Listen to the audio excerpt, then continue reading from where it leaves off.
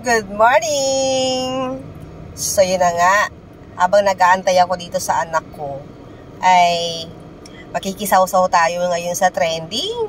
Kapag nagbabrowse ako ng FB, talaga namang hindi nawawala ang mga trending ngayon kay Carlos Yulo, saka yun sa nanay niya, diba? So, matagal ko nang gusto makipag-reaction, magbigay ng reaction at pakisaw-saw. So, may nagtanong na rin sa akin verbal na kung ako daw ba sa kalagayan ko bilang nanay, syempre may anak ako na gano'n na nangyari kay Yulo, kay Carlos, ay ano daw ba ang magiging pakiramdam ko? Ano ang mararamdaman ko? So, ganito ang sagot ko. Sa akin lang to, sarili ko lang tong opinion. Kasi nanay din ako, saka talagang attached talaga ako sa mga anak ko. Una-una, sa nangyari, syempre alam naman natin, hindi natin ipapaliwanag kung ano nangyari kay Carlos Yulo at yung mama niya. Syempre, kinakongratulate ko si Carlos Yulo. At sana hindi matabunan ang karangalan na ibinigay ni Carlos Yulo dito sa Pilipinas sa mga drama ng buhay nila.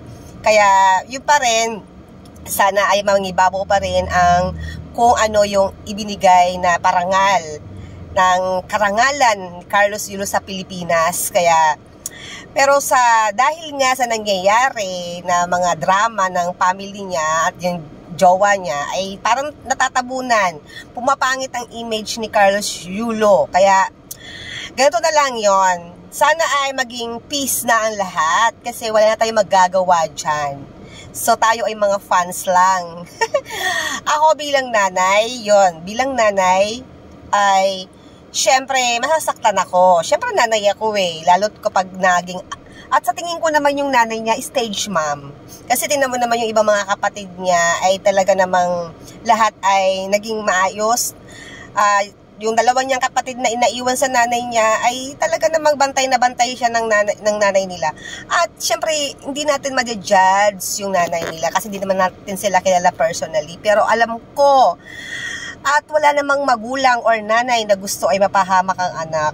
So, at may mga drama man sila sa buhay, ay hindi na natin alam yon. Personal na nila yon. At napanood ko yung side by side nila, pareho silang may tama at mali. So, nanay isa nanay, masasaktan talaga ang nanay. Kaya kapag ang anak ay lumalaban sa magulang, masakit yun sa isang nanay. Kaya, nalulungkot ako at nakikiramay sa nararamdaman ng isang nanay. Pero, nabasa ko rin yung interview dun sa nanay. Medyo matigas din yung nanay kasi nasasaktan nga siya. So, pero yun na nga, as a nanay, kahit nagmamatigas yung nanay din, at kasi napanood ko yung isang interview sa nanay na kung bumalik daw si Yulo at lumapit sa kanya, anong gagawin niya. At sabi niya, kung si Yulo ang mabalik sa kanya, ay tatanggapin niya.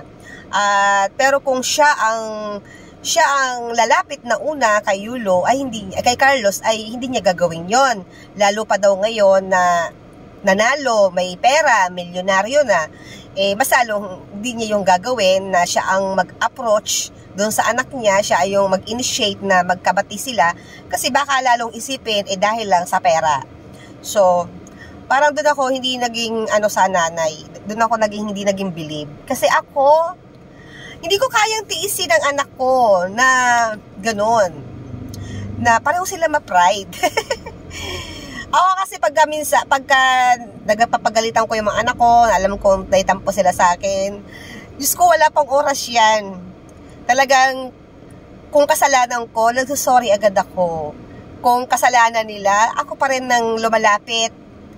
Ako pa rin yung nag-a-approach kasi ang mga bata, kasi ako gano'n din ako talagang kaya ko makipagtiisan sa magulang ko. Ganun nga Kumbaga kung anong ginawa mo sa magulang mo, mangyayari din sa iyo yan. Naalala ko nung bata ako, kapag pinapagalitan ako ng nanay ko, hindi talaga ako nagsasalita. Hindi ko talaga siya pinapansin. Kaya alam ko yung mga anak, ganun din. Hindi galit sila, minsan natatakot, nahihiya ang mga anak. Kaya tayo mga nanay, mga magulang, tayo na ang mag-appreciate, mag-initiate. Kasi naalala ko dati noon ng nanay ko, hindi talaga ako nakikipag-usap. So ngayon ang nanay ko, kunyari uutusan ako, kunyari magtatanong. So yun na, nag-start na yun, na mag-uusap na kami. So, ako, ginagawa ko sa mga anak ko, alam ko na kasi ako yung ugali ko rin yun nung bata ako. Hindi ako pinapansin ng mga anak ko, hindi ako nakausap. Ang gagawin ko, ako yung lalapit sa kanila. Nak, kain ka na, nak. Nak, magtatanong din ako, nak, sorry na. Nak, palambing naman, pakag naman, pakis naman, nak. And then after kapag okay na kayo, saka mo na ipaliwanag kung ano, bakit ka nagalit, bakit sila nagalit sa'yo. Kasi tayo mga magulang, hindi naman tayo perfect. Minsan talaga ay nakakagawa rin tayo ng mali sa ating mga anak. Aminin nyo yan, hindi naman lahat ng magulang ay laging tama. Kaya minsan tinatanong ko mga anak ko, ano ba yung nagawa ko, nak? Ano nagawa kong mali, nak? Ano ba ginawa ni mami? Sorry na, nak. Sorry na, love na love kita. Mami lang ako, tao lang ako. Huwag ka na magalit kay mami. O, sabi mo kay mami, bakit ka nagalit kay mami? Para mabago ni mami. Ganon. Dapat kasi yung communication talaga, hindi nawawala at yung lambing. Tsaka talagang nasa magulang yun. Ano yun? Sa magulang. Ang magulang ay magulang. Walang lag out yan. Kahit sabihin natin, ano na sila, kahit sabihin natin, nasa tamang edad na sila, hindi na sila minor. Dapat tayo pa rin magulang ang nagpapakumbaba sa mga anak natin. Yung mga anak, matitigas na talaga lalo sa panahon ngayon. So, depende siguro. Ako, hindi ko kaya makipagmatigasan sa mga anak ko, promise. Oras lang. Ako yung nasasaktan, ako yung nahihirapan kapag alam ko may tampo yung mga anak ko. So, yun, tayo mga magulang, yun ang advice ko na sana tayo ay wag tayo makipagmatigasan, makipagmataasan ng pride sa mga anak. As long na buhay pa tayo, ano yan natin yung mga anak natin? Kasi tayo ang tagagabay sa kanila. Tayo ang gagabay at tayo, kahit ayaw nila sa atin, ay hindi tayo lalayo. Tayo ang lalapit sa kanila. Anak natin sila. Diyos ko. At yun na nga, ang magulang, walang katapusang magulang yan.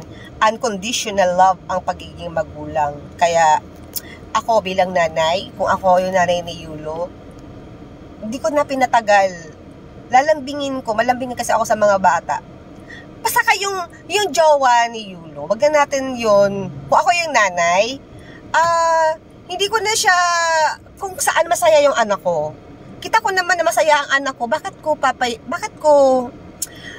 ko naman paghiwalayin? Bakit naman ako magagalit? Kung saan masaya ang anak ko. Kasi, syempre, ang mga anak natin mag-aasawa yan eh. Iiwan talaga tayo yan. Kaya, ang gagawin natin, kahit hindi natin gusto yung babae, basta't alam nating masaya mga anak natin sa kanila, ipagdadasal natin sila. So, yun lang. At kay Chloe, wala naman ako masabi kay Chloe. Oo, ganun yung personality niya. Kasi bata pa naman kasi siya. O, yun naman, i-bash yung bata. 22 years old. Parang kasing edad lang niya ni Amber. Kung ganun ang pananamit niya, medyo liberated ang nakagista niya. At parang baliwala lang sa kanya yun. Ayan, yun na siya. Saka okay naman kay Carlos Yulo yun. Mind your own Okay lang naman yun kasi art naman yun eh. For entertainment. Gusto niya ipakita yung kagandahan ng katawan niya. So, bahala na kayo mag-isip na malaswa o magkakasala lang kayo kapag nag-iisip kayo nag-iisip. Ang daming taong ganun. So, nasa intention yon ng puso ng tao, kung ano yung ginagawa niya, kung ang intention niya ay gusto niya magpa-sexy dahil gusto niya pakita yung katawan niya. Masaya siya doon. O bakit ba? At alam natin, nakikita natin, masaya si Carlos Yulo. So, wag na natin pakialaman yun. Hayaan natin yung mga bata. So, yun lang. Ang haba na ng aking reaction. So, kay Carlos Yulo, ay alam ko na mas tapang edad ka na, may pera ka na, at sana din ay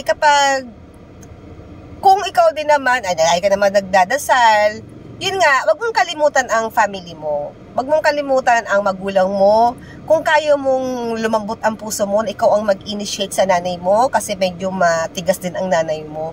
Ikaw na lang at para lalo ka pang i-bless ni God kapag ikaw ang nagpaka-humble at lumapit sa nanay mo. At laging ipagdasal. Magdasal lagi ka nagdadasal, isama mo lagi ang iyong family. So yun lang po ang aking reaction na napakahaba na. So yun lang po. Thanks for watching. Bye-bye. Mwah.